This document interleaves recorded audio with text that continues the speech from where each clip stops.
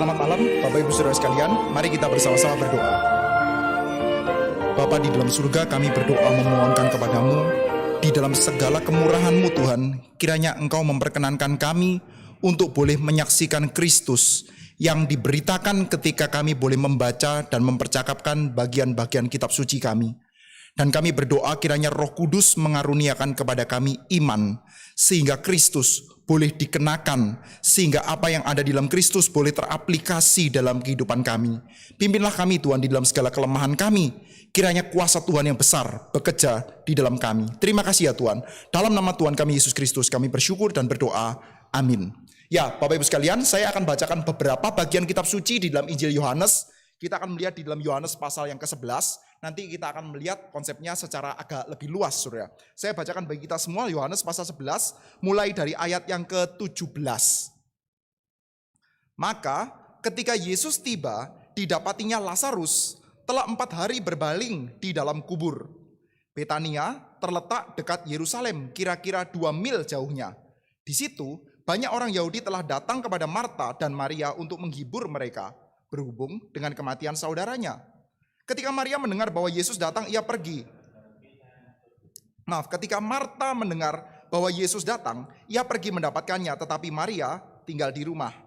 Maka kata Marta kepada Yesus, "Tuhan, sekiranya Engkau ada di sini, saudaraku pasti tidak mati. Tetapi sekarang aku pun tahu bahwa Allah akan memberikan kepadamu segala sesuatu yang Engkau minta kepadanya." Kata Yesus kepada Marta, "Saudaramu akan bangkit." Kata Marta kepadanya, "Aku tahu bahwa ia akan bangkit pada waktu orang-orang bangkit pada akhir zaman." Jawab Yesus, "Akulah kebangkitan dan hidup. Barang siapa percaya kepadaku, ia akan hidup walaupun ia sudah mati.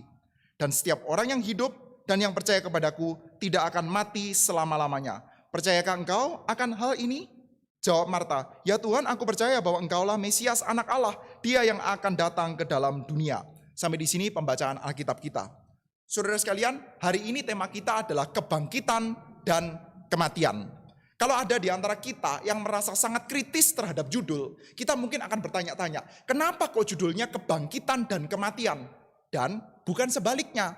Mestinya sesuai dengan jalur teologi kita yang umum, kita bicaranya adalah kematian dan kebangkitan.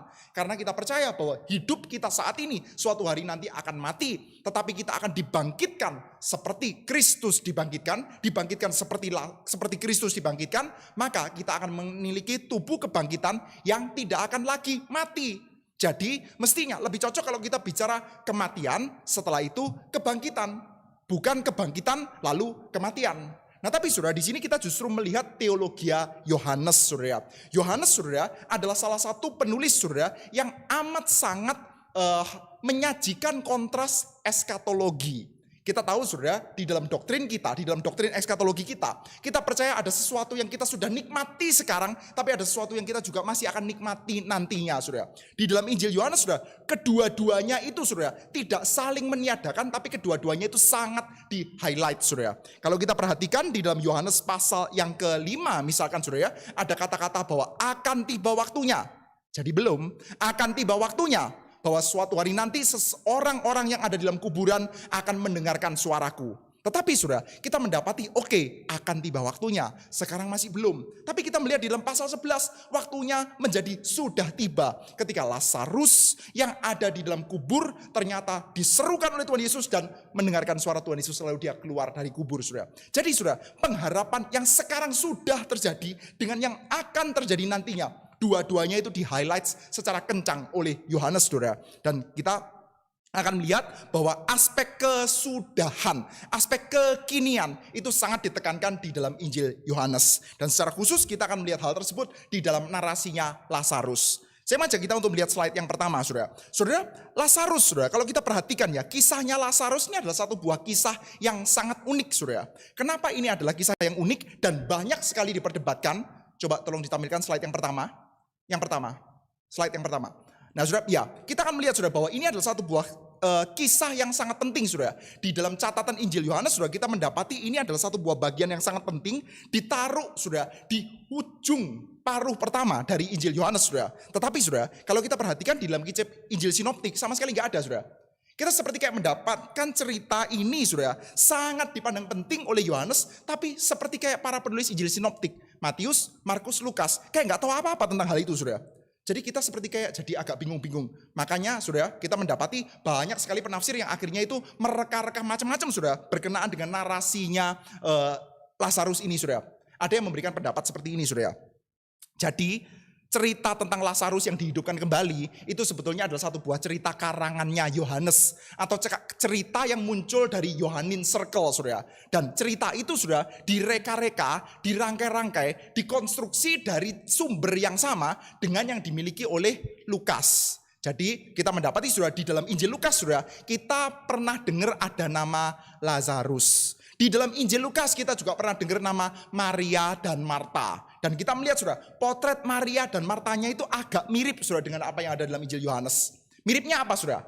Maria misalkan saudara, kita saksikan di dalam Injil Lukas, Maria kita dapati ada di kaki Tuhan Yesus. Di dalam Injil Yohanes ini saudara, pasal 11, ternyata kita juga sama saudara. Kita dapati ketika Maria datang, dia akan tersungkur di bawah kaki Yesus. Nanti dalam pasal 12, Maria juga mengurapi kaki Yesus. Maria saudara, baik di dalam Injil Lukas maupun dalam Injil Yohanes, sama-sama kita dapati senantiasa berada di kaki Tuhan Yesus. Sementara Marta saudara, kita dapati sebagai sosok yang lebih aktif, baik di dalam Injil Lukas maupun dalam Injil Yohanes ini. Maka ada pendapat yang mengatakan bahwa sebetulnya, sekali lagi saudara, Injil Yohanes ini ngambil dari Injil Lukas. Potret Maria dan Martanya persis sama yang ada di dalam Injil Lukas. Lalu kalau kita perhatikan Lazarusnya ada di mana? Well, di dalam Injil Lukas ada sedikit cerita tentang Lazarus, tapi Lazarus yang berbeda. Sudah tahu ya, ada cerita sudah Tuhan Yesus berbicara tentang orang yang kaya dengan Lazarus yang miskin. Sudah sebetulnya Maria dari Betani dengan saudaranya Lazarusnya sama sekali tidak miskin sudah. Jadi itu adalah cerita tentang Lazarus yang berbeda. Tapi ada pendapat yang mengatakan mengait-ngaitkan sudah. Dan kalau kita perhatikan sudah, di dalam cerita tentang orang kaya dan Lazarus tersebut sudah, baik orang kaya maupun Lazarusnya akan mati. Lazarusnya mati, lalu ada permintaan dari orang kaya. Oh Bapak Abraham, tolong kirimkan Lazarus supaya dia dibangkitkan kembali, hidup kembali. Beritakan tentang apa yang harus dilakukan oleh saudara-saudara saya. Lalu Bapak Abraham mengatakan, enggak, di sana ada Taurat. Oh lain, kalau ada orang yang mati, ya bangkit lagi, maka akan banyak yang percaya. Lalu Bapak Abraham mengatakan, tidak. Kalau mereka tidak bisa mempercayai kitab suci, kalau mereka tidak bisa percaya kepada Taurat, maka kalau ada yang mati, bangkit lagi pun mereka juga tidak bisa percaya. Lalu saudara, menurut pendapat tersebut saudara, cerita tentang Lazarus tersebut dielaborasi di dalam ceritanya Maria dan Marta. Maka di dalam versinya Injil Yohanes, Lazarus yang sudah mati dibangkitkan. Dan ternyata apakah orang-orang menjadi percaya? Ternyata tidak. Jadi ada sejalan-sejalannya saudara. Jadi itu adalah satu buah pendapat saudara yang mengatakan bahwa sebetulnya kisah ini tidak sungguh-sungguh terjadi. Kisah ini adalah satu buah kisah yang dirangkai-rangkai oleh Yohanes atau oleh komunitasnya Yohanes, ngambil dari Injil Lukas lalu dirangkai-rangkai menjadi satu saudara. Alasannya apa? Alasannya cerita yang demikian penting kok bisa nggak ada sama sekali di dalam Injil Matius, Markus, Lukas, cuman ada di dalam Injil Yohanes. Pendapatnya agak sophisticated saudara. Tetapi tentu saja saudara, kita tidak bisa menerima pendapat tersebut saudara. Kenapa saudara? Karena pendapat tersebut tidak dibangun dari rekonstruksi yang cermat. Pendapat tersebut sebetulnya adalah semacam kayak pendapat desperate ya. Pendapat yang muncul karena mereka tidak punya alternatif jawaban. Mereka simply bingung, kok bisa peristiwa yang sepenting ini dicatat di dalam Yohanes, tapi tidak dicatat di dalam Matius, Markus, Lukas. Kok bisa? Nah saudara, kalau kita bisa menjawab pertanyaan mereka saudara, kita bisa menunjukkan bahwa oke, kalau pertanyaan mereka bisa dijawab, berarti saudara, argumentasinya mereka tidak bisa dipertahankan saudara. Saudara, kenapa peristiwa sepenting ini gak ada di dalam Injil Matius, Markus, dan Lukas, cuman ada di dalam Injil Yohanes dan tidak dicatat di dalam sinoptik saudara. Saudara, kita bisa melihat ya beberapa hal. Tolong dilihat di dalam slide selanjutnya. Saudara, kalau kita lihat ya, kitab-kitab Injil kita ya, kitab Injil kita itu memang seringkali bersifat sangat ringkes. Catatannya itu pendek-pendek saudara. Matius, Markus, Lukas itu kan pendek ya saudara ya. Sebetulnya ya kalau kita mau jujur ya, saudara kalau mau meluangkan waktu tidak terlalu banyak, gak usah terlalu banyak. Saudara menghabiskan Injil Markus dalam satu kali duduk bisa gak sih? 16 pasal saudara, bisa. Menghabiskan Injil Matius katakanlah panjang saudara, 28 pasal saudara. Sekali duduk bisa enggak? Ya bisa. Kalau Anda spend saudara, 1 jam atau 2 jam menghabiskan Injil Matius dalam satu kali duduk itu bisa saudara. Saudara bisa coba bayangkan ya. buku biografi Sir Alex Ferguson atau Cristiano Ronaldo, saudara, tokoh pemain sepak bola atau pelatih bola, saudara, itu bukunya itu tebel-tebel, saudara, autobiografinya. Untuk orang seperti mereka, saudara, untuk orang yang memberikan pengaruh sangat besar di dalam dunia sepak bola, itu buku autobiografinya tebel segini, saudara. Saudara coba bisa bayangkan, kalau untuk manusia Yesus Kristus, apalagi dia adalah Allah yang menjadi manusia, saudara, autobiografinya mestinya tebelnya seberapa, saudara? Kalau kita mau bicara proper, ya, saudara, mestinya tebelnya seberapa? Ini pengaruhnya bukan untuk dunia sepak bola, saudara. Pengaruhnya untuk langit dan bumi, saudara. Mestinya bukunya tebelnya seberapa? Saya percaya bukunya tebelnya, saudara, ya seperti yang dikatakan sama Yohanes. Kalau mau dicatat seluruh bumi nggak cukup itu. Mestinya kan begitu, saudara. Tapi, saudara, Matius, Markus, Lukas, Yohanes, kitab-kitab Injil kita itu cenderung ringkas di dalam pencatatannya. Oleh karena itu tidak usah heran, saudara. Kalau ada bagian-bagian yang sangat penting ternyata tidak dicatat oleh bagian-bagian Injil. Saudara, kita akan melihat, saudara, bahwa baik Matius, Markus, Lukas maupun Yohanes juga, saudara, ada banyak catatan-catatan yang super penting ternyata tidak dicatat. Misalkan saja, saudara, kalau kita lihat di dalam Matius pasal 28, saudara, ketika Tuhan Yesus mati di atas kayu salib, saudara, itu terjadi gempa, lalu ada kubur-kubur yang terbuka, lalu orang-orang kudus bangun, saudara, yang mati itu mereka bangun, lalu pada waktu kebangkitan Yesus mereka menampakkan diri di kota kudus, saudara, itu orang yang sudah di dalam kubur bangun banyak loh, saudara, lalu pada waktu kebangkitan Yesus mereka itu menampakkan diri di kota kudus, saudara, itu dicatat oleh siapa, saudara? Matius, Markus tidak mencatat, Lukas tidak mencatat, Yohanes juga tidak mencatat. Ada banyak peristiwa besar, saudara, yang dicatat oleh kitab-kitab Injil kita, saudara. Kenapa? Kitab Injil kita memang bersifat ringkas, saudara. Jadi nggak perlu heran kalau peristiwa Lazarus dicatat oleh Yohanes, tapi diluputkan oleh sinoptik. Itu yang pertama. Kedua, saudara, kalau kita perhatikan Injil sinoptik kita, karakteristik pencatatannya memang lebih gemar untuk melihat, saudara, mujizat-mujizat Tuhan Yesus yang dia lakukan di Galilea. Mungkin mengecualikan, saudara, ketika Tuhan Yesus memelekkan matanya Bartimeus, saudara, itu pengecualian. Tetapi sebagian besar, saudara, mujizat-mujizat Tuhan Yesus, saudara, itu fokusnya adalah Galilean, ministrinya Tuhan Yesus. Agak berbeda dengan Yohanes, saudara. Yohanes punya ketertarikan terhadap Yudea yang lebih besar, saudara. Oleh karena itu tidak heran kalau mujizat yang terjadi di Betania ini, saudara, tidak dicatat oleh Matius, Markus, dan Lukas. Lalu selanjutnya, saudara, pendapat yang mungkin juga boleh kita pertimbangkan, saudara.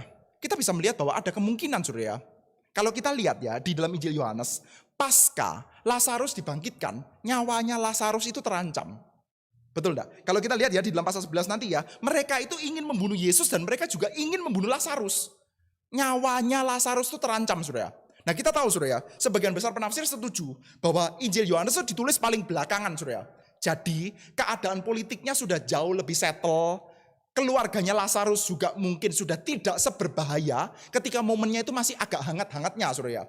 Jadi Injil sinoptik, saudara, khususnya Markus ya yang dicatat paling awal ya kemungkinan besar. Lalu Matius, Lukas, saudara. Ketika itu, saudara, keluarganya Lazarus itu masih menghadapi ancaman yang terlalu besar. Sehingga kemungkinan catatannya ini, saudara, dilewatkan oleh Matius, Markus, dan Lukas untuk melindungi keluarganya Lazarus, saudara. Jadi, saudara, kita bisa menjawab, saudara, bahwa hal yang dianggap sangat penting oleh Yohanes seperti kok diluputkan saja oleh Matius, Markus, Lukas. Pertama, karena memang Injilnya itu bersifat ringkas. Kedua, karena sinoptik itu memang lebih banyak mencatat pelayanan Yesus di Galilea.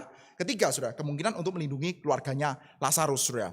Namun, saudara, demikian, kita tetap bisa melihat ya bahwa bagaimanapun juga, kalau kita mengikuti konstruksinya Injil Yohanes, kita harus melihat peristiwa Lazarus yang dihidupkan kembali oleh Yesus ini sebagai satu buah bagian yang sangat penting di dalam struktur Injil Yohanes. Bagaimana, saudara, kita melihatnya, saudara? Kita melihat beberapa hal, saudara. Pertama, saudara, kita melihat ya, Injil Yohanes, banyak penafsir itu setuju bisa dibagi menjadi dua bagian. Ya, Injil Yohanes bisa dibagi menjadi dua bagian. Bagian pertama itu disebut sebagai Book of Sign. Book of Sign. Jadi kalau kita perhatikan, saudara, bagian pertama itu banyak berisi tentang tanda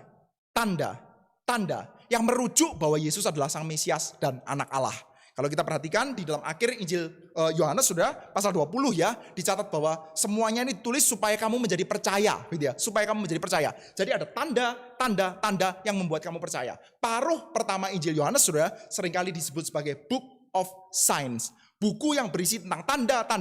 Lalu bagian kedua dari Injil Yohanes ini disebut sebagai Book of Glory, buku tentang kemuliaan, buku yang akan menyatakan tentang kemuliaan Kristus. Saudara, kalau saya berbicara begini, saudara, bukan berarti ya di dalam paruh pertama tidak ada bicara tentang kemuliaan, atau dalam paruh kedua tidak boleh ada bicara sama sekali tentang tanda. Ya bukan berarti begitu, saudara. Tetapi kalau kita bicara tentang pembagian umumnya, saudara, bagian pertama itu boleh disebut sebagai Book of Sign, bagian kedua disebut sebagai Book of Glory. Hanya saja satu buah catatan, saudara.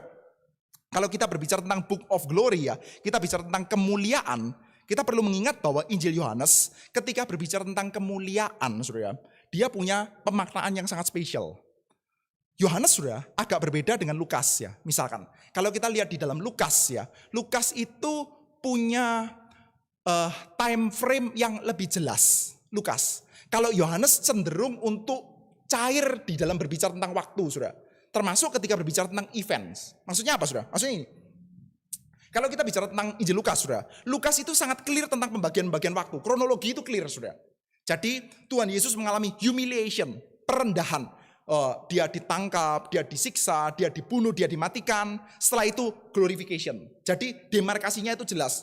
Perendahan, pemuliaan. Itu jelas, saudara. Sementara kalau kita lihat di dalam Injil Yohanes, saudara, baik kematiannya Yesus maupun kemuliaannya Yesus itu ditaruh menjadi satu, saudara. Misalkan, saudara, kalau kita lihat di dalam Yohanes pasal 3, saudara. Saudara bisa melihat ya, kata-kata Tuhan Yesus yang mengatakan bahwa seperti halnya Musa disuruh oleh Tuhan Allah untuk meninggikan ular tembaga. Barang siapa melihat kepada ular tembaga itu, mereka akan hidup. Ya, di dalam perjanjian lama, saudara, mereka yang dipagut sama ular, saudara, ketika mereka melihat ular tembaga itu, mereka akan menjadi hidup. Maka sama, anak manusia akan ditinggikan. Yesus akan ditinggikan. Yesus akan being exalted, ditinggikan. Ditinggikan artinya apa? Ditinggikan, dimuliakan, saudara. Tetapi ditinggikan artinya apa? Ditinggikan juga artinya adalah dia dinaikkan di atas kayu salib. Ketika anak manusia ditinggikan, dia akan menarik semua orang datang kepadanya. Itu, saudara, itu satu buah konsep yang kita semua bisa lihat di dalam Injil Yohanes, saudara. Jadi, saudara, kita melihat ya, ada tanda-tanda di dalam bagian pertama, saudara. Ini ada penafsir yang berdebat, saudara, banyak berkenaan dengan tanda-tandanya itu apa saja, saudara. Tapi ada 6, saudara. Ada 6 tanda yang pada umumnya semua penafsir setuju, saudara, tanda-tanda tersebut, saudara. Saya coba bacakan, saudara. Air menjadi anggur, pasal 2.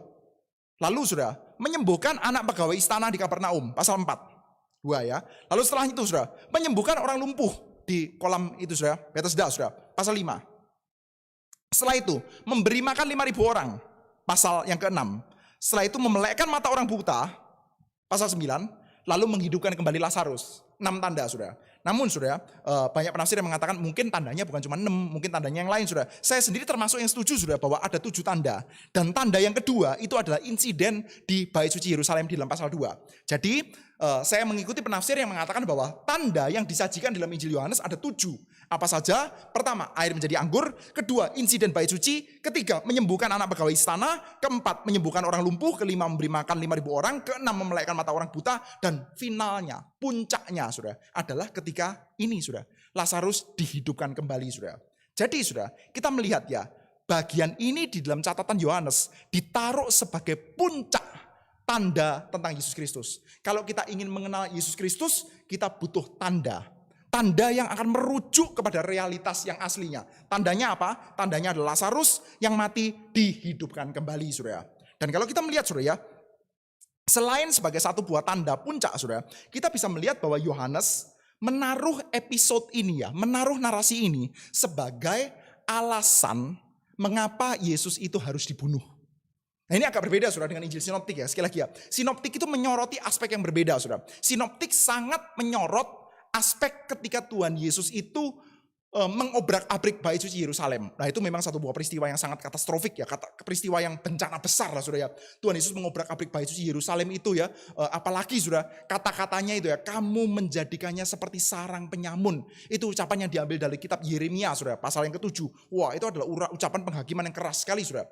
Oleh karena itu Sinoptik menyoroti itu, saudara. Ketika Tuhan Yesus itu marah-marah di Bait Suci Yerusalem, saudara, itu menjadi kulminasi dari permusuhan Yesus dengan para otoritas agama di Yerusalem, saudara. Tetapi, saudara, Injil Yohanes berbeda. Yohanes menempatkan konflik di Bait Suci Yerusalem itu di awal Injilnya, saudara, pasal 2. Dan yang menjadi puncak konfliknya ada di sini, saudara, ketika Tuhan Yesus membangkitkan Lazarus, saudara. Jadi, sekali lagi, saudara, kita bersama-sama melihat, saudara, bahwa Yohanes memang secara spesial mengajak kita untuk melihat secara sangat khusus, saudara, cerita tentang Lazarus ini sebagai satu buah bagian yang sangat penting untuk kita mengenal, sebagai tanda untuk kita mengenal Sang Mesias seperti apa, dan sebagai pengantar untuk kita melihat Mesias yang akan dimuliakan, saudara. Dalam artian dimuliakan itu ditinggikan di atas kayu salib, saudara. Kita bisa melihat itu ya. Di dalam pasal 11 itu dibuka dengan kata-kata seperti ini. Ada seorang sedang sakit, namanya Lazarus.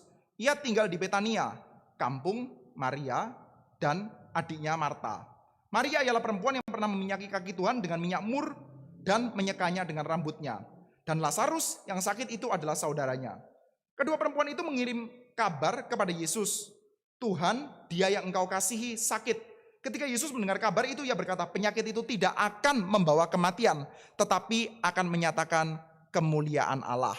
Sebab oleh penyakit itu, anak Allah akan dimuliakan. Sudah lihat ya, ada penekanan itu ya. Penyakit itu tidak akan bawa kematian, tetapi akan menyatakan kemuliaan Allah.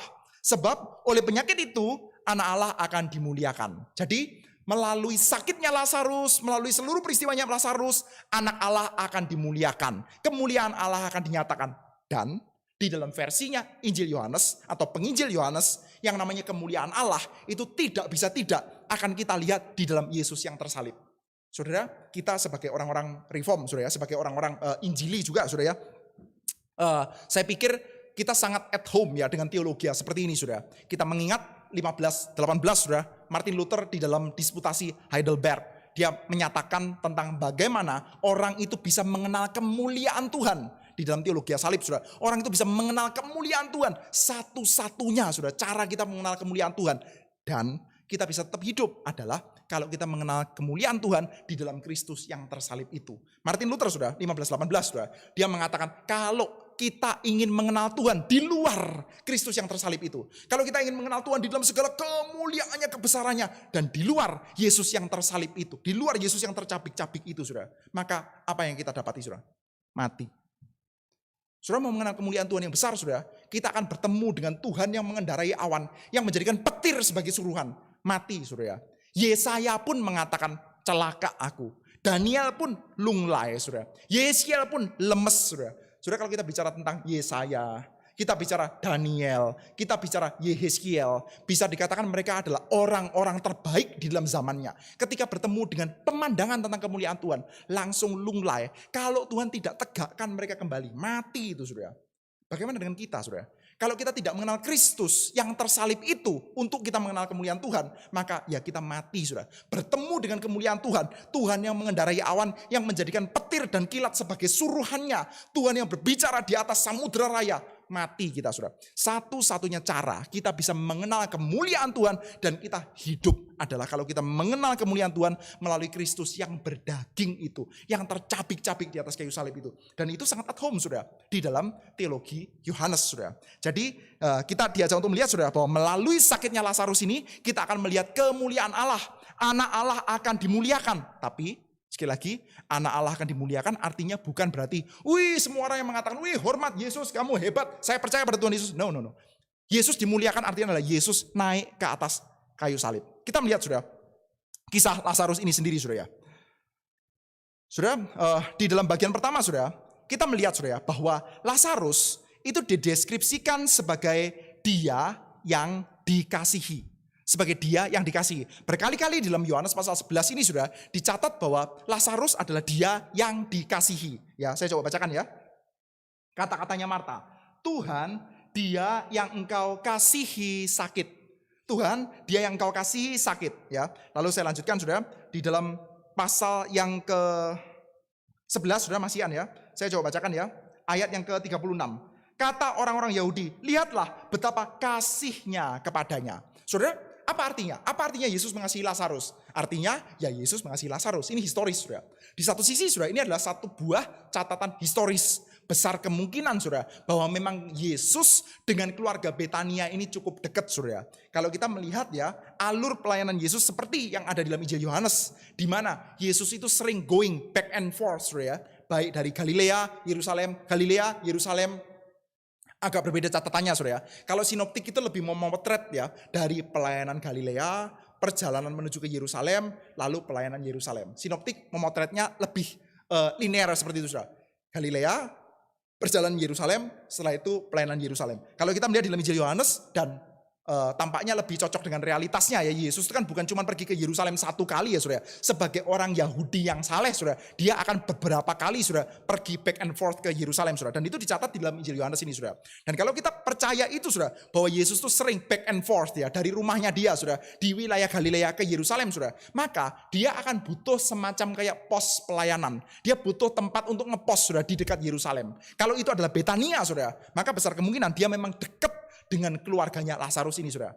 Maria, Marta, dan Lazarus. Jadi kata-kata guru, dia yang engkau kasihi. Artinya apa? Ya artinya secara historis Yesus memang dekat dengan Lazarus. Tetapi saudara, Yohanes saudara juga mencatat ini sebagai satu hal yang bersifat programatik saudara.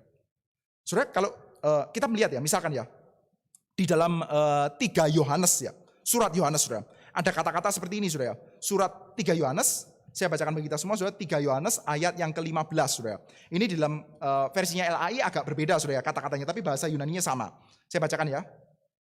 3 Yohanes ayat yang 15. Damai sejahtera menyertai engkau, salam dari sahabat-sahabatmu.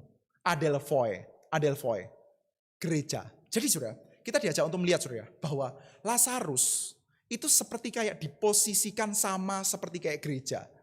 Siapa itu Adelphoi? Siapa itu yang dikasihi? Siapa itu sahabat-sahabatnya Tuhan? Jawabannya adalah gereja. Jadi kita diajak untuk melihat saudara, nanti ya di dalam seluruh narasinya Lazarus ini adalah apa yang diperbuat oleh Yesus secara historis bagi Lazarus, tetapi secara teologis, secara programatik, apa yang diperbuat oleh Yesus kepada Lazarus ini juga adalah sama dengan apa yang diperbuat oleh Yesus bagi gereja. Apa yang terjadi dengan hidupnya Lazarus juga adalah apa yang akan terjadi secara programatik di dalam gereja Tuhan. Seperti kayak saudara dan saya saudara. Nah kita akan melihat saudara ya, apa yang dikerjakan oleh Tuhan saudara. Nah kita semua tahu saudara, Tuhan Yesus itu ketika mendapatkan laporan, dia tahu apa yang dia lakukan. Lalu dia menunda sejenak, setelah itu saudara, dia pergi saudara. Lalu Lazarusnya sudah mati saudara. Kita melihat saudara, ada percakapan antara Yesus dengan Marta saudara. Kita melihat ya, ada percakapan antara Yesus dengan Marta. Saya bacakan. Maka ketika Yesus tiba, didapatinya Lazarus setelah 4 hari berbaring di dalam kubur. Betania terletak dekat Yerusalem, kira-kira 2 mil jauhnya. Di situ banyak orang Yahudi telah datang kepada Maria dan Marta untuk menghibur mereka berhubung dengan kematian saudaranya. Ketika Marta mendengar bahwa Yesus datang, ia pergi mendapatkannya. Tetapi Maria tinggal di rumah. Maka kata Marta kepada Yesus, Tuhan, sekiranya engkau ada di sini, saudaraku pasti tidak akan mati. Tetapi sekarang aku pun tahu bahwa Allah akan memberikan kepadamu segala sesuatu yang kau minta kepadanya. Kata Yesus kepada Marta, saudaramu akan bangkit. Kata Marta kepadanya, aku tahu bahwa ia akan bangkit pada waktu orang-orang bangkit pada akhir zaman. Tolong dimasukkan slide selanjutnya. Sudah? Ada percakapan tentang kebangkitan di sini. Ketika Tuhan Yesus datang, Marta menemui dia, lalu Marta mengatakan, Guru, andai kata engkau ada di sini, saudaraku pasti tidak akan mati. Lalu Tuhan Yesus menjawab, saudaramu akan bangkit. Mulai ada percakapan tentang kebangkitan. Saudara, kita saudara, ketika membaca Alkitab, kita perlu mawas akan hal ini saudara. Ada beberapa kosakata yang sulit, yang tidak banyak kita dapati di dalam zaman kita, sehingga kita cenderung untuk hati-hati lalu mencari tahu. Misalkan saudara, nazir. Itu kan kata-kata yang pada zaman kita itu bukan ucapan sehari-hari kita saudara. Jadi kita seperti kayak perlu untuk tahu secara baik-baik kata itu artinya apa. Biasanya kalau kita ketemu dengan kata-kata seperti itu, kita akan mencari artinya dengan agak hati-hati. Berikhtiar, misalkan itu saudara. Itu kan kata-kata yang ada di dalam bahasa kita, tapi tidak terlalu umum. Jadi begitu ada kata itu, kita seperti kayak mencari-cari dulu, ini artinya apa. Lalu ada kata, misalkan saudara, maskul, seperti kayak ada di sini saudara. Artinya apa ya? Kita kemudian mencari-cari. Tapi saudara, ada kata-kata lain saudara, yang tampaknya sangat biasa di dalam telinga kita saudara. Sehingga kita tidak lagi cari artinya. Padahal kata tersebut di dalam zamannya agak berbeda arti dengan zaman sekarang. Nah ini kita mesti agak hati-hati saudara. Dalam hal ini saudara, kebangkitan. Kita perlu tahu saudara, bahwa satu kata itu senantiasa akan kita resepsi dengan saturasi tertentu saudara, konsep yang kita miliki saudara. Saat ini kita bicara tentang kebangkitan saudara.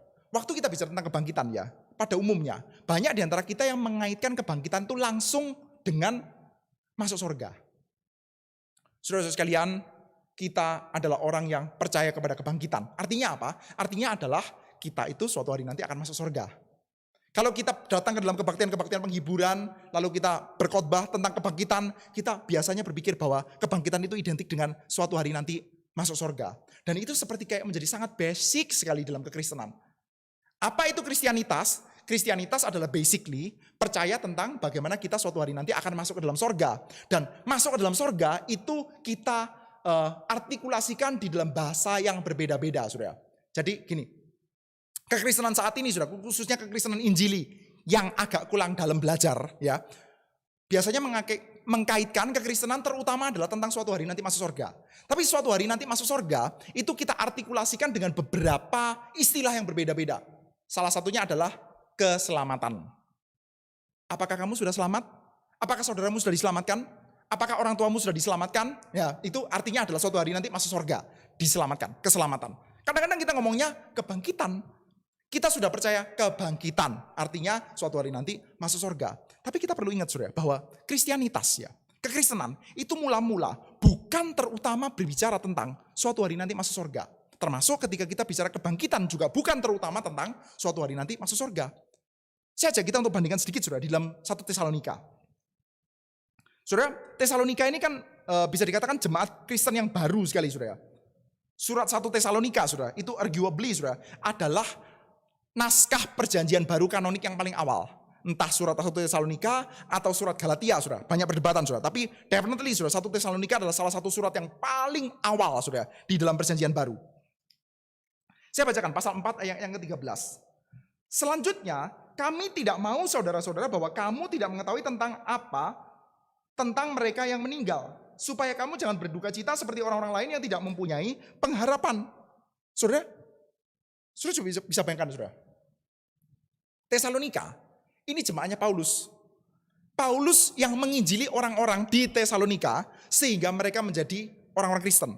Jadi jemaat Tesalonika menjadi satu buah jemaat yang didirikan oleh Paulus. Lalu Paulus mengirim surat kepada mereka yang sudah menjadi jemaat, sudah menjadi orang Kristen. Dan Paulus mengatakan, saudara, jangan sampai kamu nggak tahu tentang mereka yang mati. Artinya apa, saudara? Artinya banyak di antara mereka belum tahu. Makanya mereka harus dikasih tahu. Mereka sudah menjadi jemaat, sudah menjadi orang Kristen, tapi belum tahu loh tentang afterlife. Sudah bisa membayangkan ya, zaman sekarang ya, bedakan sama zaman sekarang ya. Zaman sekarang kalau orang itu belum mengetahui tentang nanti kalau dia mati akan bagaimana, itu kita anggap masih kurang Kristen itu. Kita mesti injili ulang ya, keselamatannya masih belum jelas. Karena kita ngomongnya begitu ya. Kita mesti injili ulang nih, dia belum jelas nanti masuk surga atau enggak. Itu kita anggap belum terlalu Kristen, saudara. Kristen tidak Kristen itu kita ukur terutama pertama-tama dengan dia itu ngerti enggak suatu hari nanti dia akan masuk surga atau enggak, saudara. Sementara jemaatnya Paulus enggak loh, saudara. Ini jemaat Tesalonika, saudara. Enggak ngerti tentang hidup dan mati. Enggak ngerti tentang kematian nanti akan bagaimana, saudara. Maka ketika di dalam jemaat mereka salah satu orang meninggal, mereka bingung. Loh, jemaat kita ada yang mati ini gimana ini? Gitu ya. Mereka bingung, saudara. Makanya Paulus tulis surat 1 Tesalonika untuk menenangkan mereka supaya mereka tidak bingung tentang mereka yang sudah mati.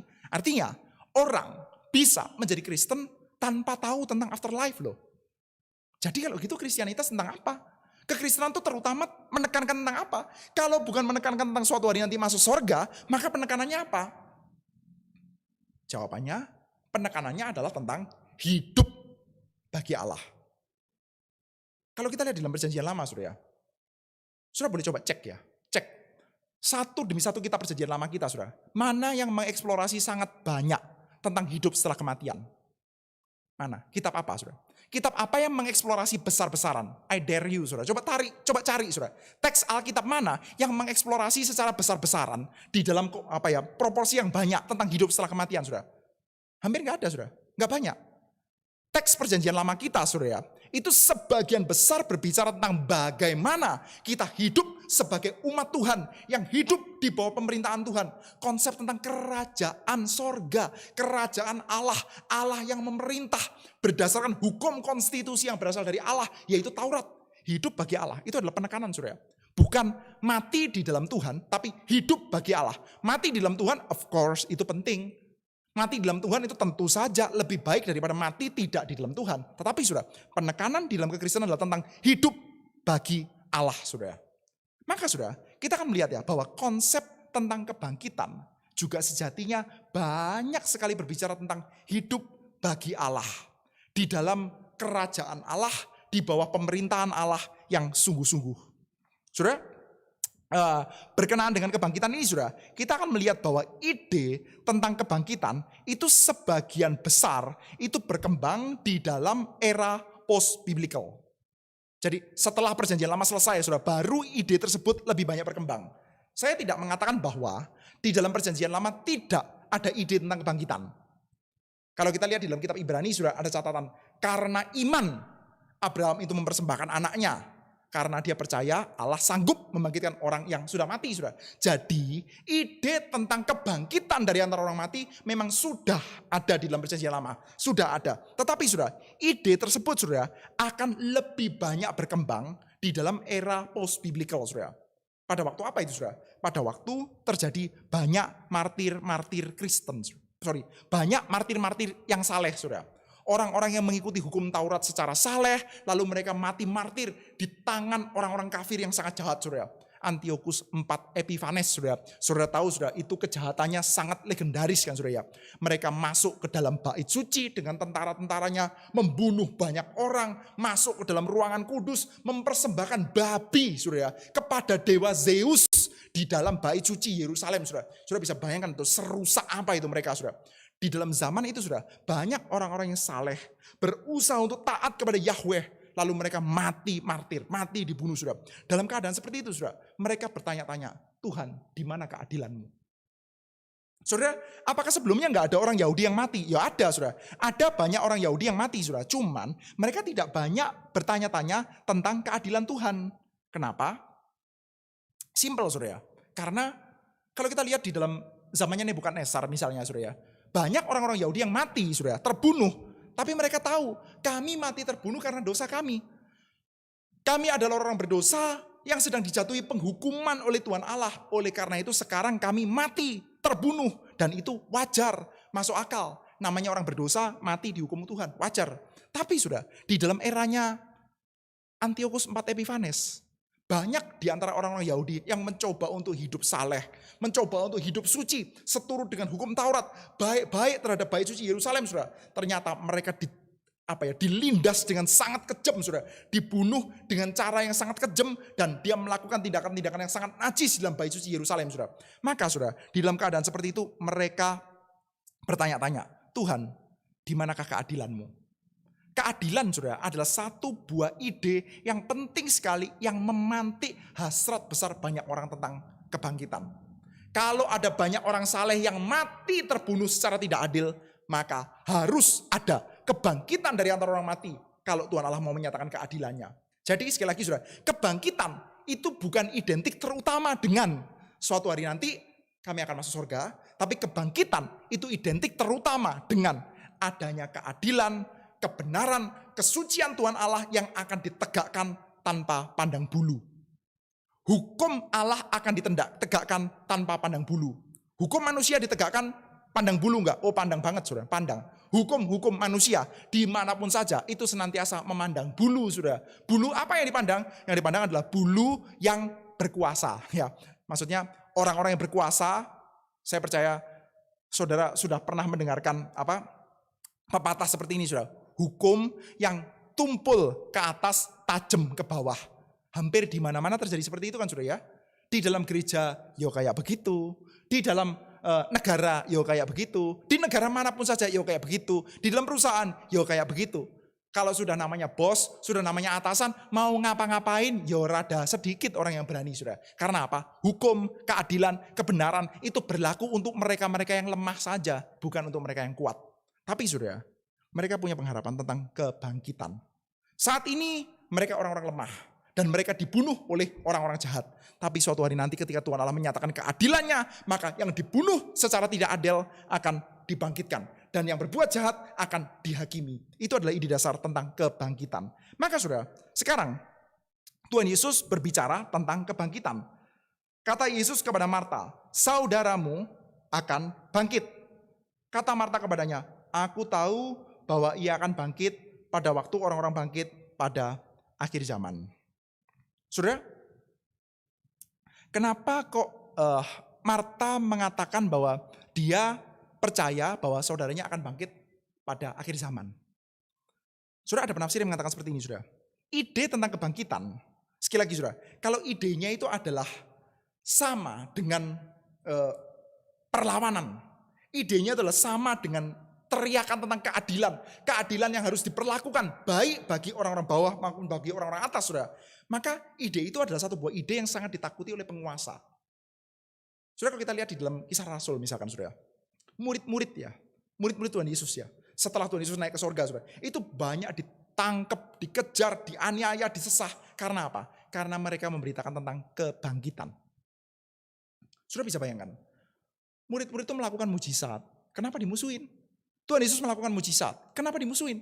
Melakukan mujizat harusnya kan semua orang senang ya, baik-baik saja dong. Kenapa kok tambah dimusuhin? Dimusuhin karena apa, saudara? Karena dia bukan cuma memberikan kebaikan, tapi menyelipkan ide kebangkitan. Mengajarkan tentang kebangkitan, itu menakutkan, saudara. Itu seperti kayak mengatakan bahwa keadilan akan ditegakkan termasuk bagi kalian para penjajah. Termasuk bagi Romawi. Saudara, seorang penafsir mengatakan seperti ini, saudara. Kematian itu kan adalah satu buah hukuman paling puncak yang bisa diberikan oleh kekaisaran manapun saja, saudara, termasuk Romawi. Romawi ketika dia itu mau memberikan peragaan tentang kuasanya dia menunjukkan bahwa saya sanggup untuk memberikan penghukuman. Saya bisa masukkan kamu ke dalam penjara, saya bisa menenda kamu dengan pajak yang banyak, dan terakhir, kalau kamu macam-macam, saya bisa membunuh kamu, saya bisa membunuh saudaramu. Kamu akan hidup sangat susah karena kamu akan mengalami kematian. Romawi itu punya legiun, Romawi itu punya tombak. Tapi sudah, Tuhan Yesus mengatakan, kamu bisa membunuh, saya bisa bangkitkan yang sudah dibunuh. Wah, itu kan seperti kayak mengatakan, Romawi, kamu punya senjata yang paling kuat, bisa membunuh orang, dan sekarang senjatamu tidak manjur lagi. Kamu punya magic spell, kamu punya yang paling kuat, dan yang paling kuat itu ternyata sudah tidak manjur lagi di hadapan Tuhan Allah. Maka ide itu menjadi sangat menakutkan, saudara. Saudara bisa cek, saudara, Kayafas ya mengatakan, ini kayak begini dibiarkan ya, nanti Romawi akan marah loh. Nah, saya coba bacakan nih, saudara, ucapannya Kayafas ya, imam besar ya. Kamu tidak insyaf bahwa lebih berguna bagimu jika satu orang mati untuk bangsa kita daripada seluruh bangsa kita ini binasa. Ya, kita melihat ya ucapannya ayat 48. Apabila kita biarkan dia, maka semua orang akan percaya kepadanya dan orang-orang Roma akan datang dan akan merampas tempat suci kita serta bangsa kita. Saudara, mereka mengatakan seperti itu. Jadi Kayafas melihat, saudara, bahwa ini kalau kebangkitan kayak begini terjadi, lalu banyak orang itu tersulut dengan ide kebangkitan. Wah, itu bisa ada pemberontakan, saudara. Orang-orang kaum Zelot, saudara, lalu kaum Sikari, saudara, si Belati itu, saudara, orang-orang teroris Yahudi lokal, saudara, yang melakukan tindakan-tindakan perlawanan terhadap Romawi, saudara. Itu akan sangat disemangati dengan ide tentang kebangkitan, saudara. Orang-orang Saduki yang hidupnya itu agak terpelihara oleh pemerintahan, saudara, mereka nggak suka dengan ide itu, saudara. Maka, saudara, orang-orang Yahudi yang non Saduki, termasuk orang Farisi, termasuk dalam hari ini Marta, saudara, mereka percaya terhadap ide tentang kebangkitan. Tapi, saudara, sekali lagi, percaya tentang kebangkitan itu bahaya. Ide kebangkitan adalah ide yang berbahaya. Oleh karena itu, saudara, orang-orang Farisi, orang-orang Yahudi pada waktu itu punya cara tertentu, saudara, untuk melunakkan ide kebangkitan tersebut supaya tidak sampai terlalu dimusuhi. Cara melunakkannya bagaimana, saudara? Ditendang ke belakang untuk menjadi final eschatology. Saudara, misalkan saudara mengatakan begini, saudara. Berseru-seru ya, saudara, misalkan teriak-teriak ya di pinggir jalan, saudara. Saudara berteriak-teriak begini, saudara. Ganti presiden, turunkan presiden. Oh, saudara kan bisa bahaya, saudara. Ucapan-ucapan seperti itu bisa bisa memantik permusuhan, bahaya, saudara. Saudara bisa ditangkap sama polisi, macam-macam, saudara, kalau saudara berteriak-teriak seperti itu, saudara. Tapi, saudara, ketika saudara berteriak, ganti presiden, turunkan presiden, lalu saudara ditangkap sama polisi, lalu ditanyain, kamu mau ganti presiden? Kamu mau makar ya? Kita mengatakan seperti ini, enggak kok. Loh, terus kenapa kok kamu bicara turunkan presiden? Maksud saya, turunkan presiden pada tahun 2024. Kan presiden kita sudah menjabat 2 kali. Kan di dalam konstitusi kita kan menjabatnya cuma 2 kali. Nanti tahun 2024 presidennya silakan diturunkan, diganti sama presiden yang baru. Ya begitu. Jadi ditendang ke belakang. Di satu sisi, sudah, teriakan-teriakan tersebut sudah bisa memantik semangat yang besar bagi orang-orang yang tidak suka dengan pemerintahan saat ini, sudah. Tapi juga bisa cukup aman ketika ditangkap, ditanya, kenapa kamu begini? Saya maunya ntar 2024 kok. Agak mirip saudara. Mereka saudara percaya memelihara ide tentang kebangkitan, keadilan. Kelaliman para penguasa harus dijatuhkan, keadilan gitu ya. Tapi ketika ditangkap, ketika ditanya-tanya, mereka juga punya cara untuk melunakkannya. Yaitu bagaimana eskatologinya masih nanti kok. Kami percaya suatu hari ada kebangkitan nanti. Dan itu yang dikatakan oleh Marta kepada Tuhan Yesus. Iya Tuhan, kami tahu dan kami semua juga tahu bahwa suatu hari nanti akan ada kebangkitan. Lalu Tuhan Yesus menjawab, kamu gak got point. Kamu gak betul-betul ngerti apa yang aku katakan. Yang dikatakan adalah, akulah, I am, ego, eimi. Sekarang aku adalah kebangkitan dan hidup. Barang siapa percaya kepadaku, ia akan hidup walaupun ia sudah mati. Dan setiap orang yang hidup dan percaya kepadaku tidak akan mati selama-lamanya. Percayakah engkau akan hal ini? Tuhan Yesus mengatakan, kamu percaya tentang ide kebangkitan? Saya kasih tahu, ide tentang kebangkitan itu sekarang berdiri di depanmu. Kebangkitan itu ada manusianya berdiri di depanmu. Kamu percaya itu? Marta berangkat sedikit lebih maju dengan mengatakan, iya, aku percaya bahwa engkau adalah Mesias dan dia yang akan datang ke dalam dunia. Dia berhadapan dengan Yesus di depannya dia. Tapi dia mengatakan bahwa engkau adalah Mesias yang akan datang. Lalu kita mendapati saudara, setelah itu episodenya berubah kepada Maria. Tapi kita seperti kayak masih digantung saudara. Dimana kita tahu saudara bahwa Marta masih belum dapat idea saudara. Marta masih belum dapat ide yang sebenarnya saudara. Selanjutnya kita melihat saudara, ayat 33, saya lanjutkan saja saudara ya. Ketika Yesus melihat Maria menangis dan juga orang-orang Yahudi yang datang bersama dengan dia, maka masyullah hatinya. Ia sangat terharu dan berkata, di manakah dia kamu baringkan? Jawab mereka, Tuhan, marilah dan lihatlah. Maka menangislah Yesus. Kata orang Yahudi, lihatlah betapa kasihnya kepadanya. Tetapi beberapa orang diantaranya berkata, ia yang memelekkan mata orang buta, tidak sanggupkah ia bertindak sehingga orang ini tidak mati? Maka masyullah pula hati Yesus. Lalu ia pergi ke kubur itu. Kubur itu adalah sebuah gua yang ditutup dengan batu. Kata Yesus, angkat batu itu. Marta, saudara orang yang meninggal itu berkata kepadanya, Tuhan, ia sudah berbau, sebab sudah 4 hari ia mati. Jawab Yesus, bukankah sudah kukatakan kepadamu, jikalau engkau percaya, engkau akan melihat kemuliaan Allah. Saudara, tadinya saudara, kita diajak untuk melihat ya. Ketika Tuhan Yesus bertemu dengan Marta, saudara, Marta berkata, Guru, andai kata engkau ada di sini, saudaraku pasti tidak mati. Tetapi sekarang pun aku tahu bahwa Allah akan memberikan kepadamu segala sesuatu yang engkau minta kepadanya. Saudara, Marta ini ngomong apa, saudara? Tetapi sekarang aku pun tahu bahwa Allah akan memberikan kepadamu segala sesuatu yang engkau minta kepadanya. Apa ini maksudnya? Apakah Marta itu dalam hati itu sebetulnya kepengen Lazarus dihidupkan kembali, dia minta Lazarus dihidupkan kembali, atau gimana saudara? Saya percaya sama yang dikatakan sama Bultmann saudara. Saudara mesti agak hati-hati gini saudara. Setiap kali saudara mendengarkan siapapun pengkhotbah mengutip satu buah nama, tidak berarti nama tersebut disetujui semua konsepnya. Tidak saudara. Tapi di dalam hal ini saya pikir Bultmann tepat saudara. Marta tidak sedang meminta supaya Yesus membangkitkan Lazarus. Marta hanya mengakui bahwa Yesus itu berkuasa. Marta hanya mengakui bahwa Yesus itu punya posisi yang spesial di hadapan Allah Bapa. Dia tidak berharap Lazarus dibangkitkan. Tahunya dari mana? Ketika Tuhan Yesus berbicara, buka batunya. Marta mengatakan, jangan, dia sudah berbau. Saudara, di dalam bagian ini kita diajak untuk melihat saudara, bahwa Marta lebih memilih saudara untuk, ini saja. Ya sudahlah. Kita semua tahu, itu semua sudah terjadi. Lazarusnya sudah mati, ya udah Lazarusnya sudah mati. Kamu datang dan memberikan penghiburan, ya sudah itu baik. Dan biarlah kami dihiburkan dengan penghiburan yang konvensional saja. Penghiburan yang standar saja. Yaitu suatu hari nanti akan ada kebangkitan. Dalam hal ini saudara, ketika Marta mengatakan sekarang aku pun tahu bahwa Allah akan memberikan kepadamu segala sesuatu yang engkau minta kepadanya. Marta tidak berani untuk meminta apa-apa saudara. Karena apa saudara? Karena kalau kita lihat sekali lagi saudara, ide tentang kebangkitan adalah ide yang berbahaya. Saudara, di dalam kacamata non-teologis kita ya, kalau kita melihatnya dengan kacamata yang non-teologis saudara tanya, Maria sama Marta, ada 2 pilihan.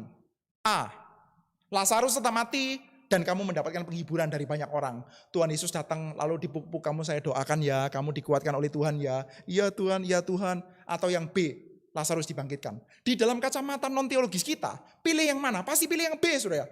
Yo saya kepengen Lazarus dibangkitkan dong. Lumayan kan, bisa family reunion ya, reuni keluarga. Sekarang kita kembali bertiga, Marta, Maria dan Lazarus, kami semuanya bersama, saudara. Tapi kalau kita perhatikan, saudara, berdasarkan pengertian kita tentang kebangkitan, saudara, Lazarus yang dibangkitkan kembali itu bahaya. Bukan cuma bahaya bagi Lazarus saja, saudara, tapi juga bahaya bagi Maria dan Marta, saudara. Kebangkitan Lazarus itu membahayakan, saudara. Kalau saudara nanti perhatikan, saudara, di dalam Injil Yohanes ini, saudara, selanjutnya, saudara, setelah Lazarus dibangkitkan, saudara, nanti, saudara, Yesus itu mau dibunuh dan Lazarus pun mau dibunuh, saudara. Karena dia adalah tanda bahwa yang sudah mati bisa dibangkitkan, mending dibunuh lagi, saudara. Jadi, saudara, kebangkitan Lazarus itu adalah satu buah ide yang membahayakan dan menakutkan, sehingga Marta dan Maria pun tidak berani untuk beranjak masuk ke dalam ide itu, saudara. Sementara Tuhan Yesus terus challenge dia, terus menantang dia. Akulah kebangkitan dan hidup. Aku adalah sekarang. Bukan aku nanti memberikan kebangkitan, tapi aku adalah kebangkitan dan hidup. Kalau kamu percaya, kamu akan melihat kemuliaan Allah. Maka Tuhan Yesus berkata, buka batunya, buka kuburnya. Maka mereka mengangkat batu itu. Lalu Yesus menengadahkan ke atas dan berkata, Bapa, aku mengucap syukur kepadamu karena engkau telah mendengarkan aku. Aku tahu bahwa engkau selalu mendengarkan aku, tetapi oleh karena orang banyak yang berdiri di sini mengelilingi aku mengatakannya, supaya mereka percaya bahwa engkaulah yang mengutus aku. Dan sudah berkata demikian, berserulah ia dengan suara keras, Lazarus, marilah keluar. Orang yang telah mati itu datang keluar. Kaki dan tangannya masih terikat dengan kain kafan, mukanya tertutup dengan kain peluh. Kata Yesus kepada mereka, bukalah kain-kain itu dan biarkan dia pergi. Saudara, kita akan coba untuk wrap up jadi satu, saudara, tentang bagian ini, saudara. Saudara, kita mendapati ada catatan Yesus masgul. Yesus masgul. Apa itu, saudara, Yesus masgul? Masgul itu artinya apa, saudara? Kesedihan yang mendalam, iya, saudara. Tapi pada umumnya penafsir mengatakan, saudara, bahwa masgul itu ada kaitannya dengan marah. Saya percaya bahwa Yesus itu tidak mungkin sekedar sedih, saudara. Sekedar sedih karena kehilangan orang yang dicintai, yaitu Lazarus. Gak mungkin, saudara. Saudara, kalau dia cuma sedih, dia kan tahu, saudara, dia itu mau ngapain ya. Dia tahu bahwa dia mau menghidupkan Lazarus, saudara. Jadi mestinya ketika ada banyak peratap-peratap, ada banyak orang sedih-sedih, Tuhan Yesus harusnya datang dan mengatakan, come on, be cool, tenang. Saya tahu apa yang harus saya lakukan, gitu kan ya.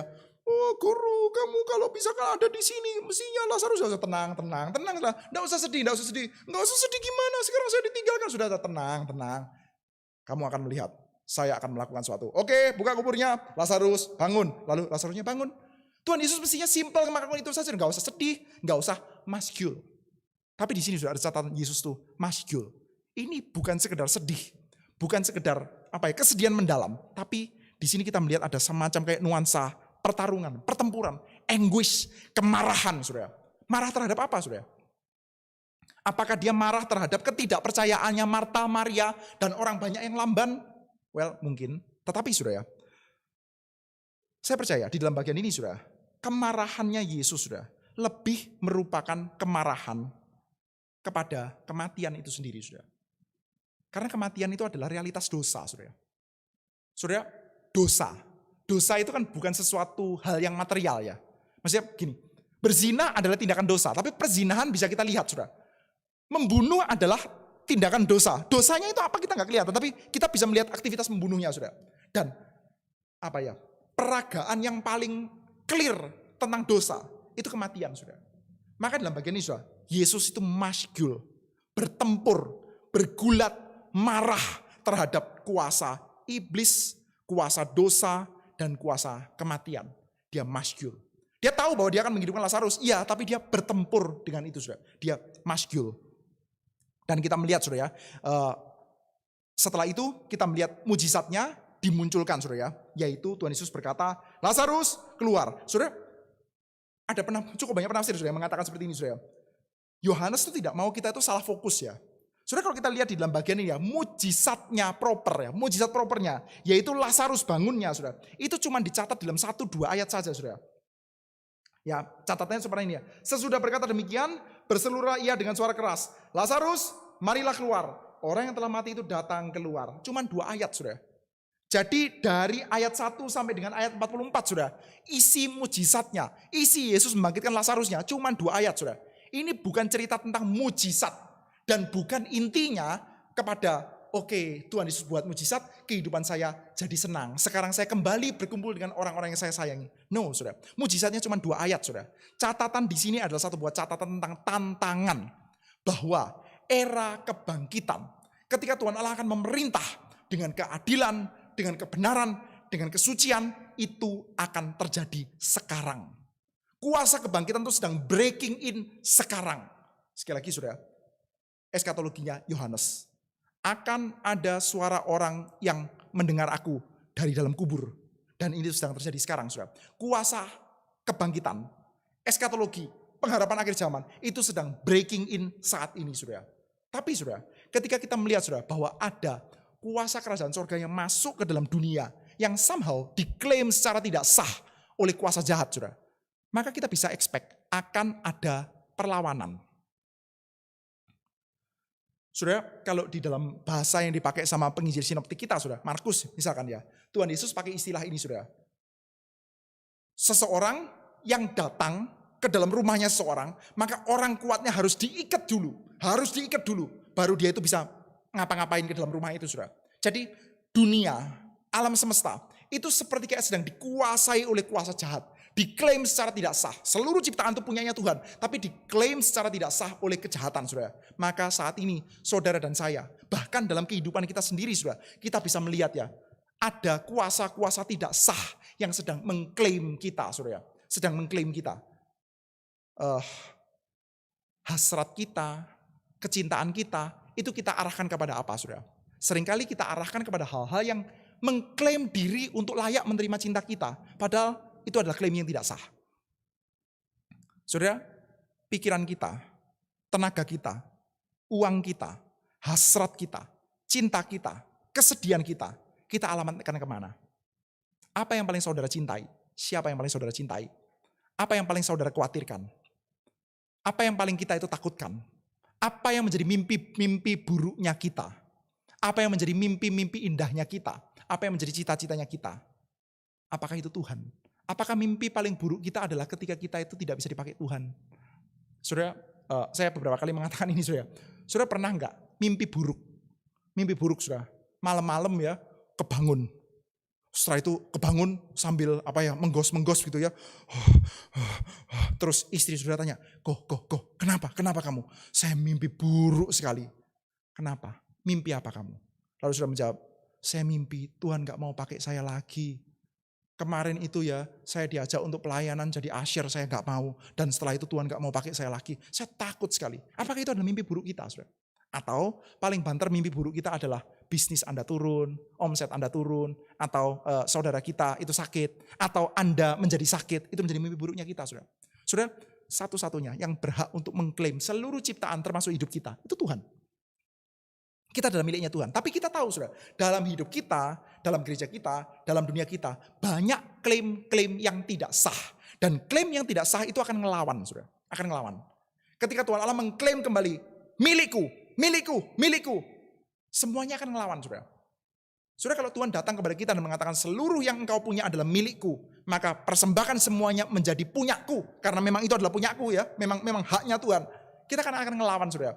Kita akan melawannya pakai cara macam-macam. Bisa pakai cara teologis, lalu mengatakan dengan bijaksana, macam-macam lah. Tapi kan kita juga masih punya kebutuhan, macam-macam lah, saudara. Kita bisa punya banyak cara untuk melawan, saudara. Intinya, klaim-klaim yang tidak sah itu pasti akan melawan, saudara. Dan kita melihat hal itu juga terjadi di dalam peristiwa ini, saudara. Tuhan Yesus berseru, Lazarus keluar. Saudara, Andreas Kostenberger, saudara, mengatakan kata berseru itu yang dipakai di sini, saudara. Cuman muncul 6 kali dalam seluruh perjanjian baru, saudara. Kata berseru ini, saudara. Kata bahasa Yunani berseru cuman muncul 6 kali dalam perjanjian baru dan 6 kali di dalam Injil Yohanes, saudara. Dan 4 kalinya, saudara, kita bisa melihat, saudara, di dalam bagian ini, lalu dilanjutkan 4 kali selanjutnya ke depan, saudara. Semuanya itu berkaitan dengan seruan untuk kematian Yesus. Saudara, Yesus berseru kepada Lazarus. Lazarus, keluar. Seruannya Yesus membuat Lazarus hidup. Dan nanti Injil ini akan dilanjutkan dengan 4 kali seruan untuk membawa Yesus kepada kematian. Ngelawan, saudara.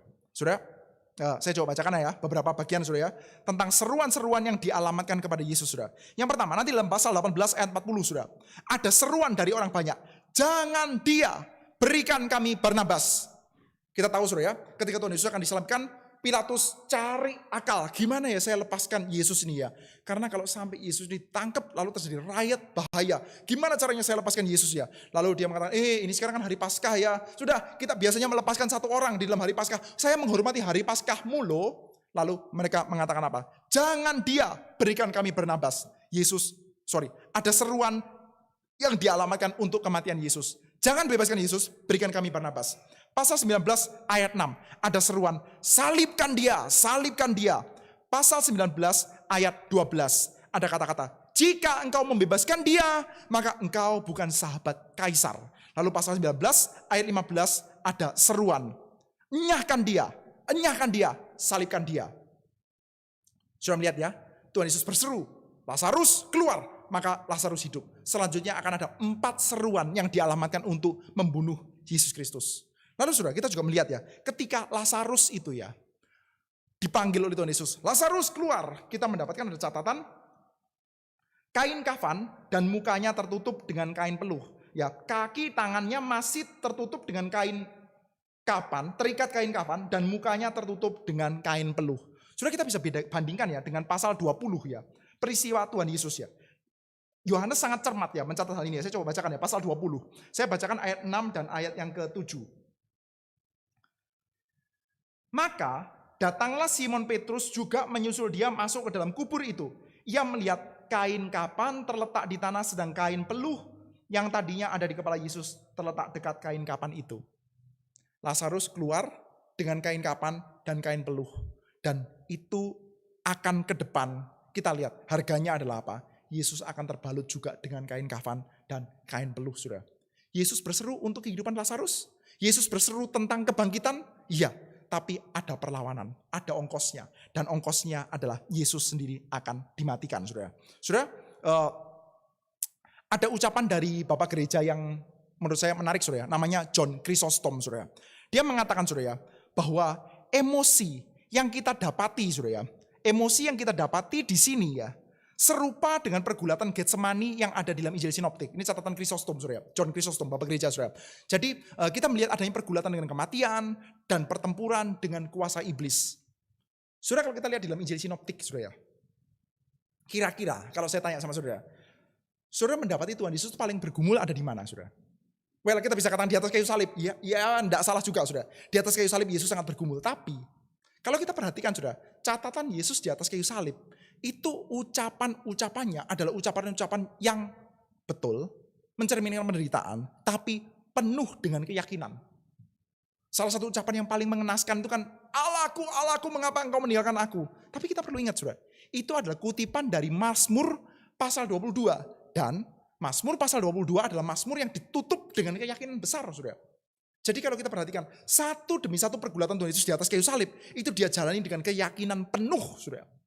Tapi saudara, kalau saudara mencari pergulatan Tuhan Yesus, yang dia lakukan itu dengan seperti kayak tekanannya itu berat sekali. Saya pikir pergulatan Getsemani, saudara. Matius, Markus, Lukas, sama. Catatan pergulatan Getsemani menjadi satu buah catatan pergulatan yang sangat serius. Pertanyaannya, kok Yohanes gak ada ya? Kok Yohanes gak mencatat pergumulan yang sampai seperti itu, saudara ya? Chrysostom mengatakan, saudara. Nah, kalau kita mau melihat itu, saudara, kita melihatnya di sini. Yesus masjul, Yesus bergumul, bergulat dengan kuasa iblis, bergulat dengan kuasa kematian, bertempur dengan dosa, saudara. Bergelutnya di sini, saudara. Cuman bedanya, saudara, satu hal yang saya pikir indah ya. Di sini kita melihat ya, Tuhan Yesus bergelutnya bukan untuk kematiannya dia sendiri. Dia bergelutnya untuk kematiannya yang dikasihi, yaitu Lazarus, yaitu gereja, yaitu saudara dan saya. Itu adalah pergulatan Tuhan Yesus yang sangat-sangat berat, saudara. Dan kita mendapati, saudara, pertempuran kuasa kebangkitan yang sekarang dihadirkan dengan perlawanan yang besar itu, saudara, menghasilkan apa? Menghasilkan ironisnya, saudara.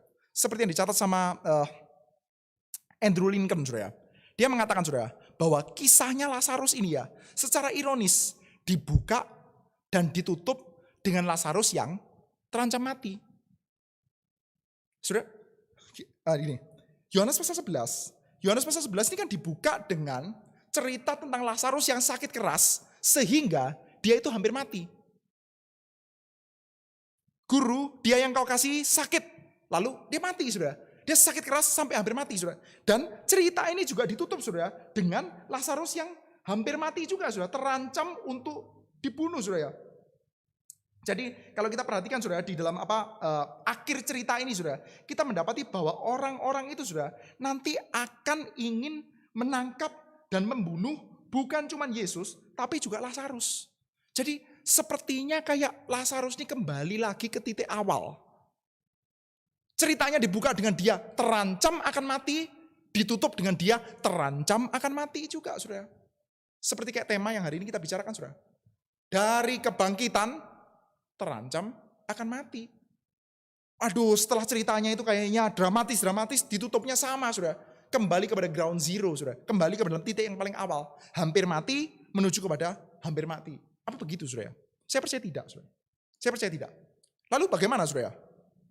Kita diajak untuk melihat, saudara, bahwa Lazarus memang iya. Dibuka ceritanya dengan dia hampir mati, dan ditutup ceritanya dengan dia hampir dibunuh, saudara. Sama-sama terancam mati, saudara. Tetapi, saudara, kita diajak untuk melihat jenis kematiannya itu akan berbeda. Kematian yang pertama, itu adalah semacam penanda bahwa kita adalah manusia berdosa. Bagi orang-orang Yahudi, saudara, ini clear, saudara. Kematian itu adalah tanda bahwa kita adalah orang berdosa. Makanya, saudara, orang Yahudi itu menyewa peratap-peratap, ya, saudara tahu ya. Kalau seperti kayak orang-orang Chinese, saudara, kalau saudara pergi ke dalam tempat-tempat kematian itu ada peratap-peratap, ya. Ada peratap-peratap profesional, orang-orang yang memang dibayar untuk menangis.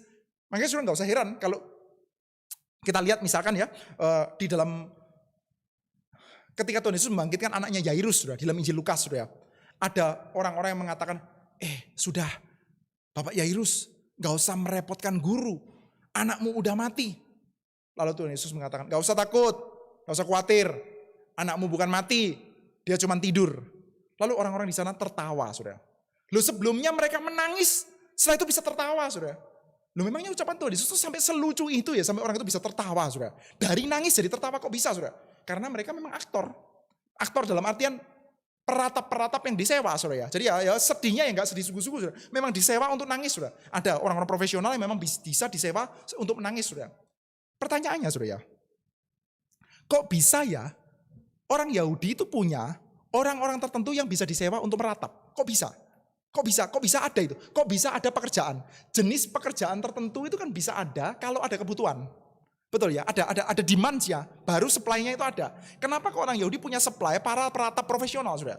Jawabannya, karena mereka punya teologi.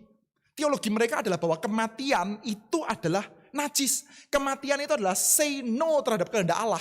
Tuhan Allah itu menciptakan kehidupan, dosa menyebabkan kematian. Jadi kematian itu adalah say no terhadap kehendak Tuhan, saudara. Makanya kita mendapati ada orang-orang yang sudah mati, mereka ratapi secara sungguh-sungguh. Mereka menyewa peratap-peratap.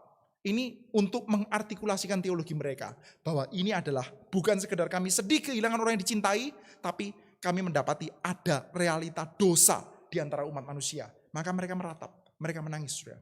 Jadi, saudara, bagian pertama, Lazarus mati. Karena apa? Karena kematian pada umumnya, yaitu kematian yang adalah upah dosa. Kematian yang memang akan menyaksikan bahwa dosa itu sudah mencemari seluruh alam semesta. Sehingga setiap orang akan berjumpa dengan kematian. Tetapi, saudara, ancaman kematian yang kedua itu berbeda sekali, saudara. Kematian yang kedua adalah jenis kematian yang sangat serupa dengan kematiannya Yesus, saudara. Kematian apa? Kematian yang menyatakan kemuliaan Allah.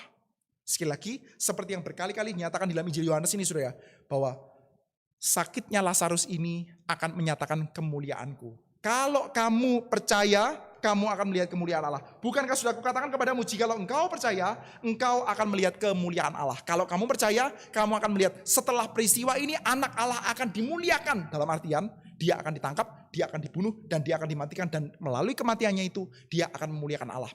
Dan Lazarus akan berbagian di dalam cerita tersebut. Dia terancam kematian karena apa? Karena dia diasosiasikan dengan Kristus. Maka saudara, kita diajak untuk melihat di dalam bagian ini saudara, ada transformasi jenis kematian. Lazarus tidak kembali kepada ground zero. Dari terancam mati, diakhiri dengan terancam mati. Tapi itu bukan ground zero. Lazarus itu memang ya, awalnya terancam mati. Tapi awalnya terancam kematian karena dosa. Sekarang saudara, terancam kematian karena terasosiasi dengan Kristus. Saudara, saya percaya, kalau kita melihat kisahnya Lazarus ini saudara ya, secara programatik, Yesus mengasihi Lazarus. Secara historis, iya. Tapi secara programatik, Lazarus, adelphoi, yang dikasihi sahabat-sahabat. Seperti kayak saudara dan saya adalah sahabat-sahabatnya Kristus. Yang dikasihi oleh Kristus sampai kepada puncaknya. Kalau kita percaya bahwa yang terjadi dalam Lazarus juga terjadi dalam kita. Maka kita diajak untuk melihat saudara. Ada berita kebangkitan yang sangat menantang. Bukan sekedar suatu hari nanti masuk surga. Tapi ada cerita di mana saudara dan saya dipanggil untuk hidup dan menghidupi kebaikan Tuhan, kebenaran Tuhan, kesucian Tuhan. Dan mari kita expect pasti ada perlawanan. Entah diri kita sendiri, entah keluarga kita, entah atasan kita, entah dunia kita, entah hasrat kita sendiri, itu yang paling besar saudara ya, akan melawan saudara. Dan perlawanan itu akan menjadi begitu kerasnya sampai pergulatannya sangat besar saudara. Dan tidak bisa tidak saudara, suatu hari nanti toh tubuh kita tetap akan mati. Tapi saudara, kematian kita semestinya menjadi satu buah kematian yang sudah tertransformasi. Pergumulan-pergumulan kita, penderitaan-penderitaan kita, dan kematian kita adalah kematian yang tertransformasi. Lazarus dibuka dengan terancam mati, ditutup dengan terancam mati. Sudah pernah mati, dan sekarang Lazarus di mana sudah? Udah mati lagi sudah. Cuman kematiannya berbeda.